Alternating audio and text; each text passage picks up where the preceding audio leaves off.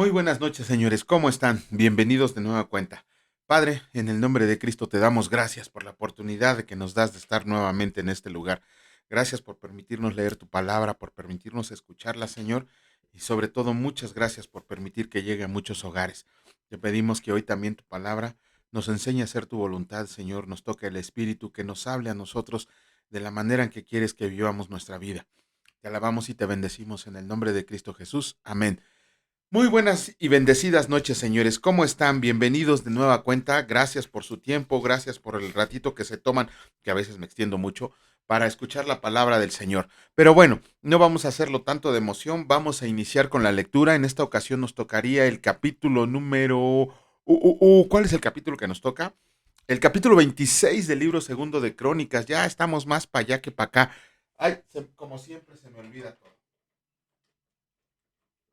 Ya, es que se me había olvidado conectar la computadora. Pero bueno, este, ¿qué vimos ayer en el capítulo 25? Bueno, vimos el reinado de Amasías. Ahí vimos que lo primero que hizo fue vengarse de los asesinos de su papá, aunque lo hizo conforme a la ley, lo que señala Ezequiel 18:20, en el sentido de que no mató a los hijos de los asesinos de su papá, porque pues dice la palabra que ellos no morirían por los pecados de su papá. De esa manera respetó su vida. También vimos que ay, ay, ay, ¿cómo se llama? Amasías. Amasías, fue rodeado por un ejército y para poderles hacer frente contrató a mercenarios de Israel, ¿no? Ya más o menos todos tenemos una idea de quiénes son, quiénes son estas personas llamados mercenarios y que les dio un talento de oro y eran 10,000 personas. Pero bueno, ¿cómo se llama? Si eran 10,000. Ah, no. Pero un varón de Dios, un profeta, fue a decirle a Masías que no confiara en los mercenarios, que él iba a luchar por ellos. Y por haber confiado en ellos, le iba a ir medio mal. Pero bueno, vemos ahí que sale a Masías a hacer la guerra contra este ejército y gana, aunque le dolió el codo porque decía que tenía miedo de perder el dinero que le había dado a los mercenarios. Este, ganó la batalla a Masías, pero los mercenarios se fueron muy enojados. Yo creo que eran de esas personas a las que les gusta estar peleando todo el tiempo. Y dicen que en venganza, bueno, dice la palabra, que en venganza arrasaron con varias ciudades de Judá y que se llevaron un grandioso botín, las dejaron así bien pobres y de hecho mataron a 3,000 personas, ¿no? Eh, Cuando Amasías se volvió idólatra porque dejó de escuchar el consejo de los consejos de su papá, de los consejeros de su papá, y empezó a oír a los consejeros idólatras. Un profeta también, no dice los nombres de ninguno de los dos, un profeta también le fue a decir que el proceder de Amasías estaba mal, era Dios el que estaba hablando por medio del profeta, pero Amasías se enojó y le dijo a este profeta que lo iba a encarcelar o iba a tener la misma suerte que iba a tener que tuvo Zacarías, ¿no? ¿Se acuerdan que a Zacarías lo mandaron a matar en el patio del templo mediante pedradas, ¿no? Pero bueno, el profeta le dijo que tal vez pudiera matarlo, tal vez pudiera encarcelarlo, pero que él iba a ser destruido. Y sí, vimos ahí que después Israel, el reino del norte, vino a hacerle la guerra a Judá y pues lo venció brutalmente, se llevó los tesoros, no solo se llevó los tesoros de la casa del rey, sino que también se llevó los tesoros del templo del Señor. Mm, Cafecito. Se llevó los tesoros del templo del Señor. ¿Qué quiere decir? Que no solamente dejó humillado al pueblo de Judá, sino que también lo dejó sumido en la pobreza, ¿no? Bueno, tanto fue lo que hizo mal a Masías al final de sus días que sus súbditos conspiraron contra su vida y se la quitaron en Laquis, ¿no? Pero bueno, vamos a comenzar con la lectura de la palabra del día de hoy. En esta ocasión nos toca el capítulo 26 del libro segundo de Crónicas y escrito está, Reinado de Usías. Entonces todo el pueblo de Judá tomó a Usías, el cual tenía 16 años de edad, y lo pusieron por rey en lugar de Amasías su padre. Usías edificó a Elot y la restituyó a Judá después que el rey Amasías durmió con sus padres. De 16 años era Usías cuando comenzó a reinar, y 52 años reinó en Jerusalén. El nombre de su madre fue Jecolías de Jerusalén. E hizo lo recto ante los ojos del Señor, conforme a todas las cosas que había hecho Amasías su padre. Y persistió en buscar a Dios en los días de Zacarías, entendido en visiones de Dios, y en estos días en que buscó al Señor, él le prosperó. Y salió y peleó contra los filisteos y rompió el muro de Gat y el muro de Jabnia y el muro de Asdod, y edificó ciudades en Asdod y en la tierra de los filisteos, y Dios le dio ayuda contra los filisteos y contra los árabes que habitaban en Gur-Baal, y contra los amonitas. Y dieron los amonitas presentes a Usías, y se divulgó su fama hasta la frontera de Egipto, porque se había hecho altamente poderoso. Edificó también Usías torres en Jerusalén, junto a la puerta del ángulo y junto a la puerta del valle, y junto a las esquinas y las fortificó. Asimismo edificó torres en el desierto y abrió muchas cisternas porque tuvo muchos ganados, así en la Cefela como en las vegas y viñas y labranzas, así en los montes como en los llanos fértiles, porque era amigo de la agricultura. Tuvo también Usías un ejército de guerreros, los cuales salían a la guerra en divisiones, de acuerdo con la lista hecha por mano de Jehiel escriba, y de Maasías gobernador, y de Ananías, uno de los jefes del rey. Todo el número de los jefes de familia valientes y esforzados era 2600, y bajo la mano de estos estaba el ejército de guerra de 307.500 guerreros poderosos y fuertes para ayudar al rey contra los enemigos. Y Usías preparó para todo el ejército escudos, lanzas, yelmos, coseletes, arcos y hondas para tirar piedras. E hizo en Jerusalén máquinas inventadas por ingenieros para que estuvieran en las torres y en los baluartes para arrojar saetas y grandes piedras. Y su fama se extendió lejos porque fue ayudado maravillosamente hasta hacerse poderoso. Mas cuando ya era fuerte, su corazón se enalteció para su ruina, porque se rebeló contra el Señor su Dios, entrando en el templo del Señor para quemar incienso en el altar del incienso. Y entró tras él el sacerdote Azarías, y con él 80 sacerdotes del Señor, varones valientes, y se pusieron contra el rey Usías y le dijeron: No te corresponde a ti, oh Usías, el quemar incienso al Señor, sino a los sacerdotes hijos de Aarón, que son consagrados para quemarlo. Sal del santuario, porque has prevaricado, y no te será por gloria delante del Señor tu Dios. Entonces Usías, teniendo en la mano un incenciario para ofrecer incienso, se llenó de ira, y en su ira contra los sacerdotes, la lepra le brotó en la frente delante de los sacerdotes en la casa del Señor, junto al altar del incienso. Y le miró el sumo sacerdote Azarías y todos los sacerdotes, y he aquí la lepra estaba en su frente, y le hicieron salir apresuradamente de aquel lugar, y él también se dio prisa a salir, porque el Señor lo había herido. Así el rey Usías fue leproso hasta el día de su muerte, y habitó leproso en una casa apartada, por lo cual fue excluido de la casa del Señor. Y Jotam, su hijo, tuvo cargo de la casa real, gobernando al pueblo de la tierra.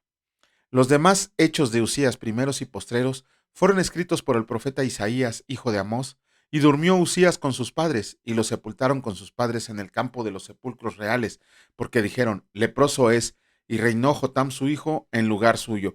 Bueno, ya mañana, si Dios lo permite, estaremos haciendo el comentario pertinente, pero ya vimos que cuando tú ya estás, según bien entonadito con el Señor, siguiendo las cosas que te dice el Señor, y de repente por ahí te revelas, pues como que no te va a ir tan bien, no esperes que te vaya tan bien. Pero bueno, vamos a comenzar con la lectura del capítulo 9 del libro de Zacarías, pero antes vamos a ver algunas cositas que por ahí nos llamaron la atención. Vimos desde el capítulo 7, creo, desde el capítulo 7 vimos que unos judíos de Betel fueron a pedirle consejo sobre varias cosas y recibieron varios mensajes, ¿no? Si se acuerdan, vieron el primer mensaje fue el del ayuno, que no había sido autorizado por Dios, y el segundo mensaje, el castigo que les esperaba por no practicar justicia, paz y misericordia, justicia, juicio y misericordia. Y vemos que en el tercer mensaje les da buenas noticias porque dice que Dios derramará sus bendiciones sobre Judá siempre y cuando vivan conforme a la paz, a la justicia y la verdad y no hagan las cosas que aborrece el Señor. ¿Cuáles son esas cosas?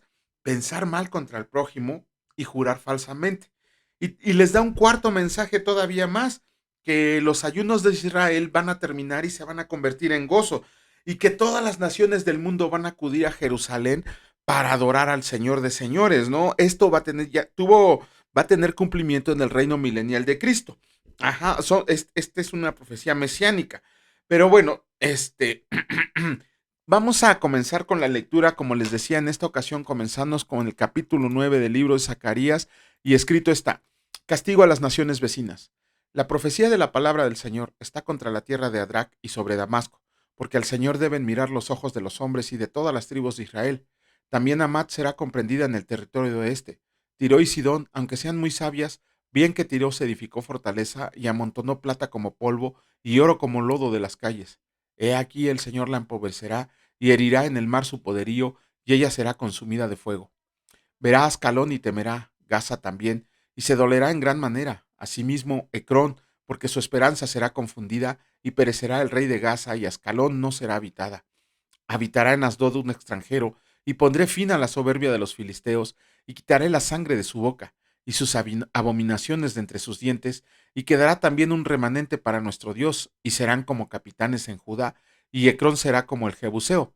Entonces acamparé alrededor de mi casa como un guarda, para que ninguno vaya ni venga, y no pasará más sobre ellos el opresor, porque ahora miraré con mis ojos.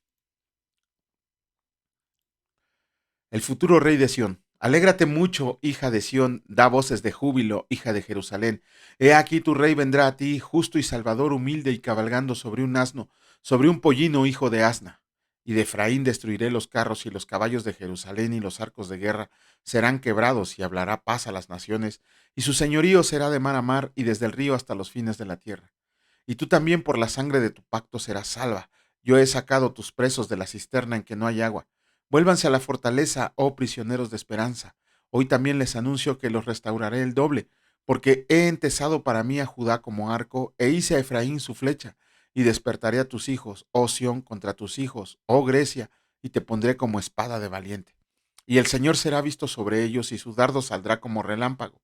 Y Dios el Señor tocará trompeta, e irá entre torbellinos del austro. El Señor de los ejércitos los amparará, y ellos devorarán, y hollarán las piedras de la honda y beberán, y harán estrépito como tomados de vino, y se llenarán como tazón o como cuernos del altar. Y los salvarán aquel día el Señor su Dios como rebaño de su pueblo, porque como piedras de diadema serán enaltecidos en su tierra. Porque cuánta es su bondad y cuánta su hermosura. El trigo alegrará a los jóvenes y el vino a las doncellas. Bueno, ya estamos viendo promesas que les está haciendo el Señor acerca de ya no tantas como que les hacían los profetas, ¿no? Bueno, es que aquí ya estaban en la reconstrucción del templo y las cosas que les estaba diciendo era para que terminaran precisamente la reconstrucción del templo. Vamos a iniciar con la lectura del capítulo 12 del Evangelio de Juan, pero vamos a ver una cosa ahí muy interesante acerca de lo que leímos ayer en el capítulo 11 del Evangelio de Juan, ¿no? Eh, el Señor Jesús, lo primero, bueno, no lo primero, en los pasajes que nos enseña, el Señor Jesús vuelve a decir, yo soy la resurrección y la vida. Cuando vayamos a terminar el libro de Juan, en el último capítulo, les voy a hacer una tablita de los 7 yo soy. Ya lo tengo aquí apuntado para que no se me olvide, los 7 gran yo soy, y las 7 señales, para que podamos ver a qué se refiere cada uno de ellos. Igual la comentamos muy rápidamente, pero por lo menos ahí la van a tener para conocimiento. Ajá. Que el Señor Jesucristo dice que Él es la resurrección y la vida, pero no solo simplemente lo dice porque va a resucitar a todos en el día postrero. Tenemos que comprender que Él es la resurrección y la vida porque nos hizo morir al viejo hombre, a ese hombre cargado de pecados, a ese hombre cargado de culpa, a ese hombre que ya no podía más con todo el peso que traía en la espalda. Y vino Jesucristo y nos los quita, nos da un nuevo nacimiento, nos vuelve nuevas criaturas, ¿no? Nos hace revivir, nos hace pasar de muerte a vida. Aun y cuando a veces no lo comprendemos, como el buen Nicodemo cuando lo leímos allá en el capítulo 3, que cómo era posible que volviéramos a nacer de nuevo, tenemos que nacer pero del Espíritu, tenemos que nacer del Espíritu, tener ese nacimiento en el Espíritu Santo para que nosotros podamos comprender, no, no tanto comprender, sino que podamos vivir la nueva resurrección que tenemos, la resurrección que tenemos, la nueva vida que nos ha otorgado Jesucristo. Pero bueno, también vemos ahí en el versículo 35 uno de los más célebres y el primero más corto en lengua castellana, el tercero más corto en lengua griega, en idioma griego más bien. Ajá, ¿por qué?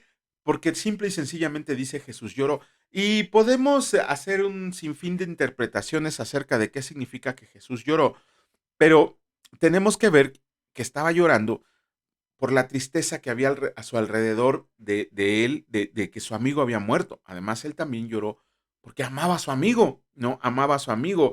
Este, cuando yo era jovencito, me tocó descolgar a un amigo de un madero del cual se colgó y no soporté ir a su entierro, ¿no? Es muy doloroso, es muy doloroso. Un muchacho que nos llevábamos 25 días de diferencia, nacimos en el mismo tiempo, en la misma calle, éramos vecinos, fuimos amigos toda la infancia y adolescencia y desgraciadamente a mí me tocó descolgarlo del madero en el que se colgó y es un dolor desgarrador.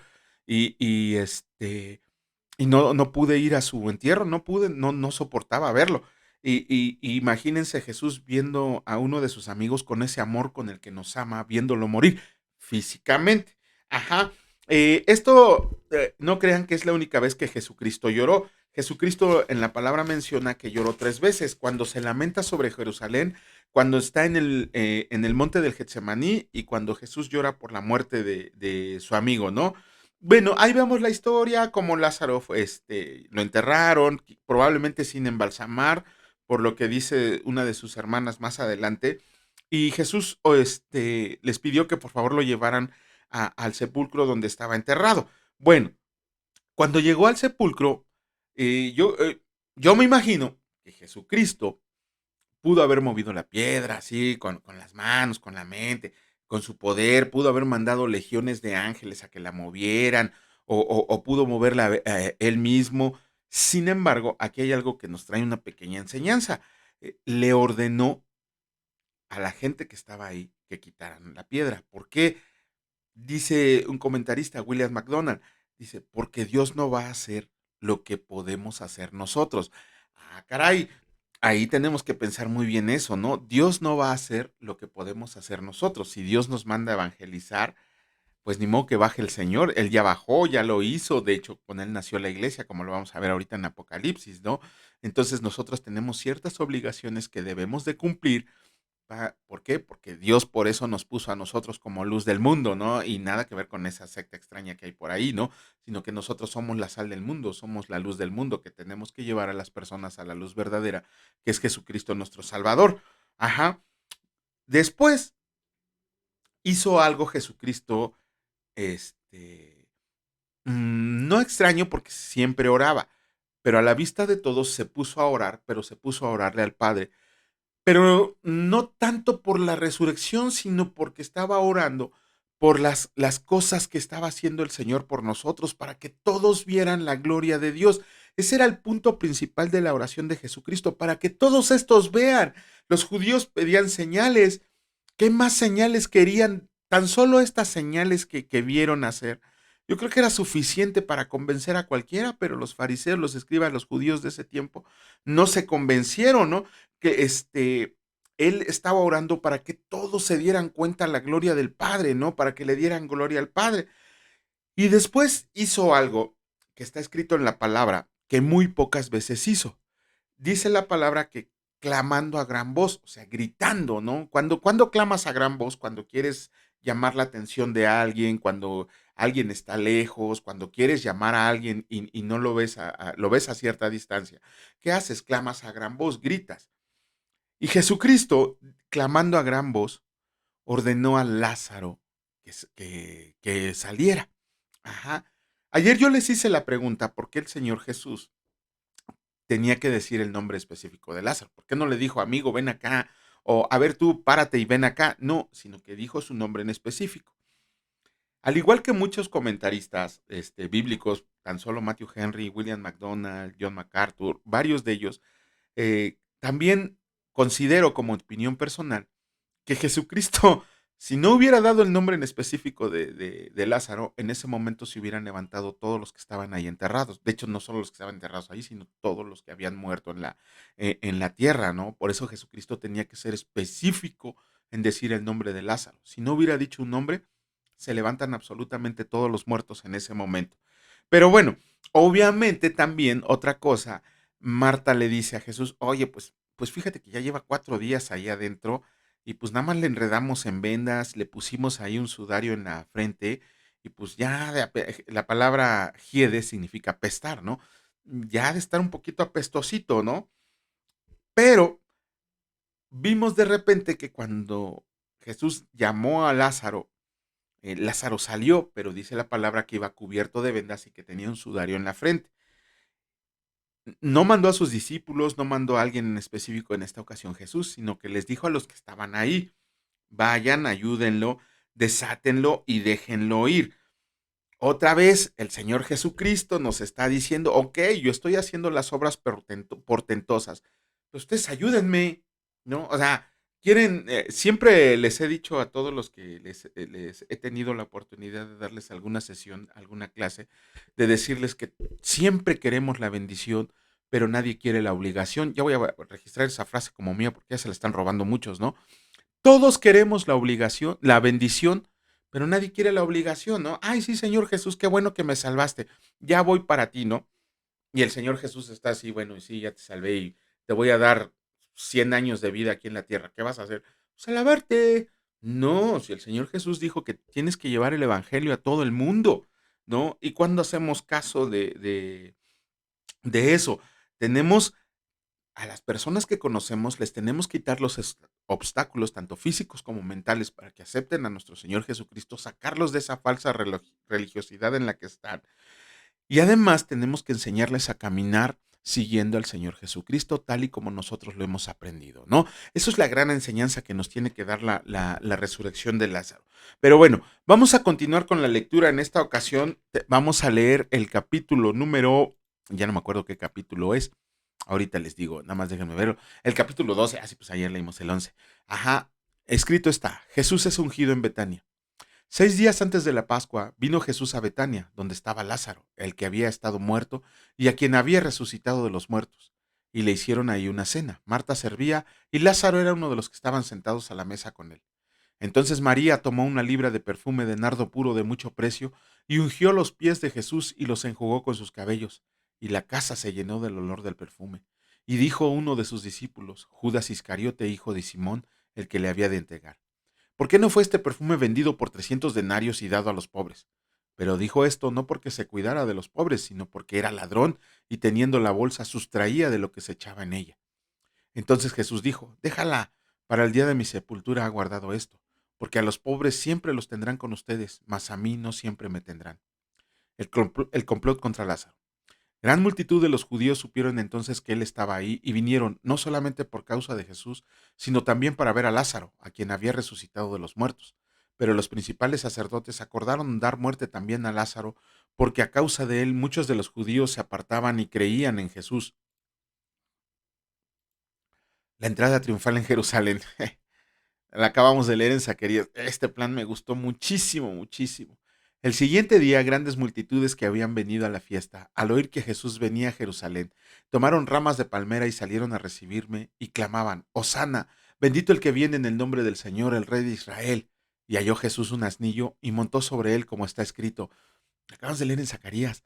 No temas, hija de Sión, he aquí tu rey viene montado sobre un pollino de asna. Estas cosas no las entendieron sus discípulos al principio, pero cuando Jesús fue glorificado, entonces se acordaron de que estas cosas estaban escritas acerca de él y de que se las habían hecho. Y daba testimonio a la gente que estaba con él, cuando llamó a Lázaro del sepulcro y le resucitó de los muertos, por lo cual también había venido la gente a recibirle, porque había oído que él había hecho esta señal. Pero los fariseos dijeron entre sí, ya ven que no consigue nada, miren, el mundo se va tras de él. Unos griegos buscan a Jesús. Había ciertos griegos entre los que habían subido a adorar en la fiesta. Estos, pues, se acercaron a Felipe, que era de Bethsaida de Galilea, y le rogaron diciendo, Señor, quisiéramos ver a Jesús. Felipe fue y se lo dijo a Andrés. Entonces Andrés y Felipe se lo dijeron a Jesús. Jesús le respondió diciendo, ha llegado la hora para que el Hijo del Hombre sea glorificado. De cierto les digo, que si el grano de trigo no cae en la tierra y muere, queda solo, pero si muere, lleva mucho fruto. El que ama su vida la perderá, y el que aborrece su vida en este mundo, para vida eterna la guardará. Si alguno me sirve, sígame, y a donde yo estuviera, ahí también estará mi servidor. Si alguno me sirviere, mi Padre le honrará. Jesús anuncia su muerte. Ahora está turbada mi alma, ¿y qué diré? Padre, sálvame de esta hora. Mas para esto ha llegado a esta hora.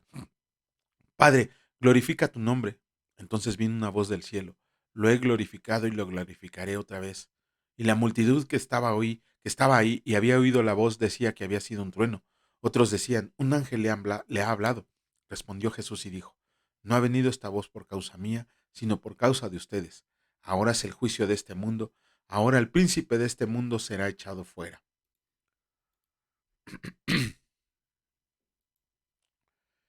Y yo, si fuera levantado de la tierra, a todos atraeré a mí mismo. Y decía esto dando a entender de qué muerte iba a morir.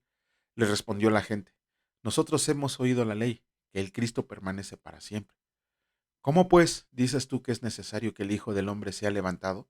¿Quién es este Hijo del Hombre? Entonces Jesús les dijo, aún por un poco está la luz entre ustedes. Anden entre tanto que tienen luz para que no les sorprendan las tinieblas, porque el que anda en tinieblas no sabe a dónde va. Entre tanto que tienes la luz, creen en la luz para que sean hijos de la luz. Incredulidad de los judíos. Estas cosas habló Jesús y se fue y se ocultó de ellos. Pero a pesar de que había hecho tantas señales delante de ellos, no creían en él, para que se cumpliera la palabra del profeta Isaías que dijo, Señor, ¿quién ha creído en nuestro anuncio y quién se ha revelado el brazo del Señor? Por esto no podían creer porque también dijo Isaías, cegó los ojos de ellos y endureció su corazón, para que no vean con los ojos y entiendan con el corazón y se conviertan y yo los sane. Isaías 53.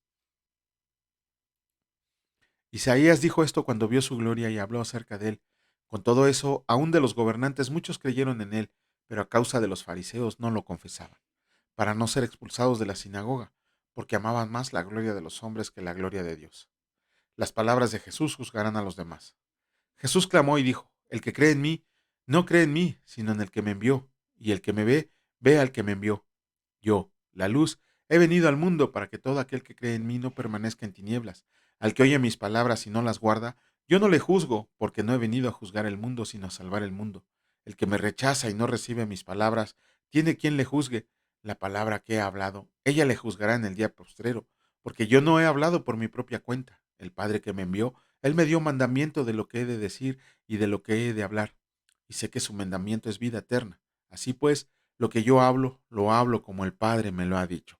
Hijo, bueno, mañana, si Dios lo permite, estaremos haciendo un pequeño comentario acerca de lo que acabamos de leer, pero nada más quiero adelantarles, la palabra de Dios es hermosa, es hermosa, es hermosa. Bien utilizada, todos sabemos que nos lleva hacia la vida eterna, hacia la salvación. El mensaje principal de la palabra es Jesucristo y su salvación que nos otorga por gracia. Sin embargo, hay muchos vivales, hay muchos falsos pastores, falsos maestros, muchas cosas horrendas que utilizan la palabra de Dios para hacerse millonarios. Tal es el caso de un escritor que escribió por ahí unos libros con tan solo este párrafo que vimos de los griegos que fueron a buscar a Jesús. Mañana, si Dios lo permite, estaremos haciendo ese comentario y como les decía, ¿no? Hay mucho vival que se hace millonario con la palabra del Señor. Bueno, vamos a continuar en esta ocasión con la lectura del capítulo 12 del libro de Apocalipsis, pero antes que nada vamos a hacer un comentario. Me parece muy oportuno hacer este comentario con algo, con una festividad que acaba de pasar. Mm, ya se enfrió mi café. Bueno, ayer leímos en Apocalipsis 12 en los versículos 1 y 2 que habla de una mujer. La tradición católica romana pretende imponer ese título de la mujer a la Virgen María. Lo siento mucho, pero les voy a destruir ahorita otro pedazo de su fe, como lo hemos estado haciendo con la lectura de la palabra. ¿Por qué? Bueno, ¿quién es la mujer de la que se habla en Apocalipsis 12? No es María. No es María. Desgraciadamente para mucho cristiano que ha sido engañado, tampoco es la iglesia. Y se los vamos a demostrar por qué con la palabra. No vamos a estar inventando aquí de que no, sí es María por este vestido. Fundamentenlo con la palabra. Ok. ¿Quién es la mujer? Nosotros que ya leímos el Antiguo Testamento, tendríamos que poner en atención a estos versículos que les voy a leer. No se los voy a leer así, sino que les voy a dar y por favor les pido que vayan ustedes y lo revisen. Ajá. Estos versículos son solo algunos de los cuales nos dicen quién es la mujer de la que habla Apocalipsis 12. Lean por favor Isaías capítulo 49, versículos del 2 al 9. Isaías capítulo 50, versículo 1. Isaías capítulo 54, versículos del 3 al 6. Isaías capítulo 66, versículos del 7 al 8. Jeremías capítulo 3, versículos 1 al 10. Jeremías capítulo 4, versículo 31. Jeremías capítulo 31, versículo 32. Ezequiel capítulo 16, versículo 32. Oseas capítulo 2, versículos 14 al 16. Oseas capítulo 3, versículo 1. Y sobre todo, Miqueas capítulo 4 versículos 9 al 10 y Miqueas capítulo 5 versículo 3. Todos esos y muchos más, nos dan a entender que la mujer es Israel. Así lo dice claramente la palabra. La mujer a la que ataca el gran dragón es Israel. ¿Por qué? Ok, nos dice aquí que la mujer viste enteramente de sol y con la luna bajo sus pies. Como hemos visto, estas personas que inventaron el mito de María, desgraciadamente para aquellos que practican la fe católica, pues no se dejen guiar como borregos, ¿no? Investiguen a fondo las bases de su fe y se van a dar cuenta que Juan Diego no existió. No es un ataque contra ustedes, por lo tanto no vamos a dar esa clase de historia, pero no hay ningún documento del virreinato de ese tiempo que demuestre la existencia de Juan Diego, así como tampoco hay un evento registrado acerca de algo tan grande como construir una iglesia en el Cerro del Tepeyac. No hay registro alguno, por lo tanto no es históricamente cierto, ni siquiera religiosamente, históricamente cierto, ni Juan Diego, ni las apariciones, ni la construcción en ese tiempo de la iglesia son verdaderos. Pero bueno, investiguen ustedes. La mujer que viste enteramente perdón, sí, la mujer que viste enteramente de sol y con la luna bajo sus pies, tendríamos que entender lo que dice el libro de Génesis capítulo 3 versículos de 7 al 9, que es donde Josué les está dando el sueño de la visión que tuvo, donde las 11 ramas, donde el sol, la luna y las estrellas se inclinan ante él. De hecho, Jacob le pone una regañiza en ese momento porque Jacob comprende que él es el sol, que Raquel es la luna y que las 11 estrellas, las 12 estrellas, son las 12 tribus de Israel, los 11 hijos que restaban a este Jacob. Ujú. Ok, como les decía, las 12 tribus de Israel son las que representan las 12 estrellas. Otra de las cosas, el hijo que va a dar a luz, la mujer, indudablemente ese sí es Jesucristo, pero no María, sino el pueblo de Israel. Ajá, ¿de dónde salió Jesucristo? Jesucristo era un judío de Israel. Ajá, hay algunos pastores o maestros, a lo mejor no son tan falsos, pero les falta un poquito meterse a estudiar, en el sentido que dicen que la mujer es la iglesia porque va a ser perseguida. Ahí tenemos que leer un poquito más la palabra, porque hay dos razones para decir que no es la iglesia. La primera y principal, Jesucristo fue el que inició la iglesia y no la iglesia Jesucristo. Por lo tanto, la iglesia de Jesucristo no podía ser la mujer perseguida en el dragón. Y esto nos lleva al siguiente punto, que la verdadera iglesia de Jesucristo ya no está en la tribulación, ya está arriba en las bodas del Cordero. Entonces, la iglesia no es la mujer que persigue el dragón. ¿Sí? Como les decía, porque la iglesia nació después de Jesucristo, no antes de Jesucristo. Y además, la verdadera iglesia del Señor, olvídense de las denominaciones. La verdadera iglesia del Señor ya está arriba en la presencia del Señor celebrando las bodas del Cordero. ¿Por qué? ¿Cómo se llama? Porque ya están ahí. La iglesia no podría ser la que está correteando al dragón. Es al pueblo de Israel. Ajá. Tampoco es María a la que llaman la Virgen. Uy, y aquí sí, desgraciadamente, pues tenemos que enseñarles y con su propia Biblia. Primero que nada, María no huyó al desierto, como la mujer que está siendo perseguida por el dragón. No huyó al desierto. María huyó a Egipto. María no huyó de Satanás, como está siendo representado aquí en Apocalipsis 2. María huyó de Herodes. Ajá. Luego también, según la tradición católica romana, María ya no tuvo descendencia. Ajá. Sin embargo, si leemos el versículo 7, la mujer que es seguida por el gran dragón rojo, sí tuvo descendencia. Uy, lástima, ¿no? Pero sobre todo, miren, les voy a leer, perdón que me tarde un poquito, pero les voy a leer un apunte tomado de la Biblia de Jerusalén, que es la Biblia que utilizan los católicos romanos. Es una nota al versículo 1 del capítulo 12 del libro de Apocalipsis. No es la Reina Valera, no es la NBI, es la Biblia de Jerusalén, la que utilizan los católicos, la Biblia de Jerusalén de estudio.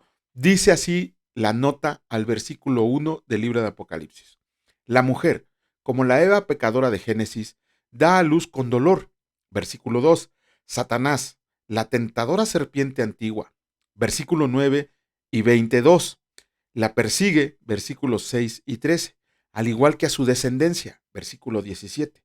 La mujer, pues, simboliza al pueblo de Dios cuyo principio fue Eva y da a luz a los tiempos mesiánicos.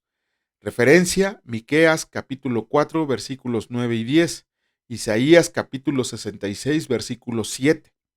La última visión del Apocalipsis representada en el capítulo 22 versículos 1, 2 y 14, al, perdón, 1, 2, 1, 2 y al pueblo de Dios, ve al pueblo de Dios puesto de nuevo en posesión del árbol de la vida y del paraíso terrestre. ¿Quiso Juan simbolizar también a la Virgen Nueva Eva con la imagen de la mujer? Parece probable. Ok.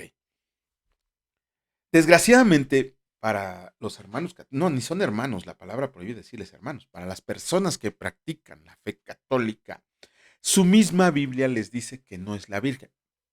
Dice, la pregunta es, ¿quiso Juan representar a la Virgen María? Parece probable. No está diciendo, sí, Juan la representó. No, parece probable. No. Por más que ellos afirmen, digan, juren, se persinen y se pongan de rodillas diciendo que es María, su misma Biblia dice que no.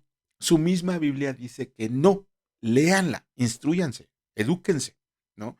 Yo no estoy sacando esta de una Biblia de estudio de la Reina Valera, lo estoy sacando de la Biblia de Jerusalén. Y su Biblia, señoritos y señoritas, dice que no es María la Virgen. ¿Por qué? Porque en tiempos antiguos, les voy a leer un comentario de Matthew Henry. Dice, solo los prejuicios de una tradición falsificadora obligan a los más suscritos exegetas, a los más sensatos exegetas católicos, a incluir a María de alguna manera en la figura de esta mujer, tras admitir la evidencia de que, en primer lugar, se trata de Israel. La Iglesia Católica Romana, en primer lugar, admitió que la mujer del capítulo 12 del versículo de Apocalipsis es Israel. Sin embargo, obligaron a sus exegetas estudiosos de la Biblia, a que incluyeran la figura de la Virgen en el libro de Apocalipsis capítulo 12. ¿No? Si ellos mismos dicen que María no es la Virgen, pues ahí tenían que, yo creo que tienen que meter esa materia en sus 8 años de pastorado para que les entre un poquito más, lean la Biblia y se enteren de la verdad. Que Jesús dijo, la verdad los hará libres. Pero bueno, vamos a comenzar con la lectura del capítulo 13 del libro de Apocalipsis y escrito está, las dos bestias. Me paré sobre la arena del mar y vi surgir del mar una bestia que tenía 7 cabezas y 10 cuernos, y en sus cuernos 10 diademas y sobre sus cabezas un nombre blasfemo. Y la bestia que vi era semejante a un leopardo, y sus pies como de oso, y su boca como boca de león. Y el dragón le dio su poder y su trono y grande autoridad. Vi una de sus cabezas como herida de muerte, pero su herida mortal fue sanada, y se maravilló toda la tierra en pos de la bestia. Y adoraron al dragón que había dado autoridad a la bestia, y adoraron a la bestia diciendo, ¿quién como la bestia? ¿Quién podrá luchar contra ella? También se le dio boca que hablaba grandes cosas y blasfemias, y se le dio autoridad para actuar 42 meses. Y abrió su boca en blasfemias contra Dios para blasfemar de su nombre, de su tabernáculo y de los que moran en el cielo, y se le permitió hacer guerra contra los santos y vencerlos. También se le dio autoridad sobre toda tribu, pueblo, lengua y nación, y la adoraron todos los moradores de la tierra cuyos nombres no estaban escritos en el libro de la vida del Cordero que fue inmolado desde el principio del mundo. Si alguno tiene oído, oiga. Si alguno lleva en cautividad, va en cautividad. Si alguno mata a espada debe de ser muerto. Aquí está la paciencia y la fe de los santos. Después vi otra bestia que subía de la tierra y tenía 2 cuernos semejantes a los de un cordero, pero hablaba como dragón, y ejerce toda la autoridad de la primera bestia en presencia de ella, y hace que la tierra y los moradores de ella adoren a la primera bestia, cuya herida mortal fue sanada. También hace grandes señales de tal manera que aún hace descender fuego del cielo a la tierra delante de los hombres, y engaña a los moradores de la tierra con las señales que se les ha permitido hacer en presencia de la bestia, mandando a los moradores de la tierra que le hagan imagen a la bestia que tiene la herida de espada y vivió, y se le permitió infundir aliento a la imagen de la bestia, para que la imagen hablara e hiciera matar a todo lo que no lo adorara. Y hacía que todos, pequeños y grandes, ricos y pobres, libres y esclavos, se les pusiera una marca en la mano derecha o en la frente, y que ninguno pudiera comprar ni vender, sino el que tuviera la marca o el nombre de la bestia o el número de su nombre. Aquí hay sabiduría. El que tiene entendimiento cuenta el número de la bestia, pues es número de hombre, y su número es 666. Tremendo capítulo el que acabamos de leer. Esperemos que Dios nos permita dar un comentario certero el día de mañana y no nos queda más que darle toda la gloria a Dios. Padre, en el nombre de Cristo te damos toda la honra, todo el poder, toda la gloria y alabanza al único que es digno de merecerla, a ti, Señor, que sacrificaste todo lo que tenías para podernos otorgar la salvación, Señor, que no caigamos presas de sectas, ni de falsos maestros, ni de falsos pastores, mucho menos de profetas, pseudoprofetas, porque solamente en ti hemos depositado nuestra confianza y nuestra fe. Sé tú nuestra luz, Señor, nuestro guía en este mundo perdido. Y sobre todo, Señor, llévanos a que al final de esta vida física que nos has permitido tener, estemos en tu presencia regocijándonos con gozo de alabarte y bendecirte por toda la eternidad. Te damos gracias, Señor, por esta bendición de día que nos regalaste, por los alimentos físicos, pero sobre todo por el alimento espiritual. Te pedimos, Señor, que siempre estemos resguardados en este hogar que nos has dado a ministrar y que a los que van a su trabajo, que regresan de su trabajo, que vienen de estudiar, que los guíes tú con tu mano poderosa y que mandes legiones de ángeles a protegerlos para que lleguen con bien a su casa. Te alabamos y te bendecimos en el nombre de Cristo Jesús. Amén. Que Dios los bendiga, señores, y si Dios lo permite, nos vemos el día de mañana. Cuídense mucho. Hasta luego.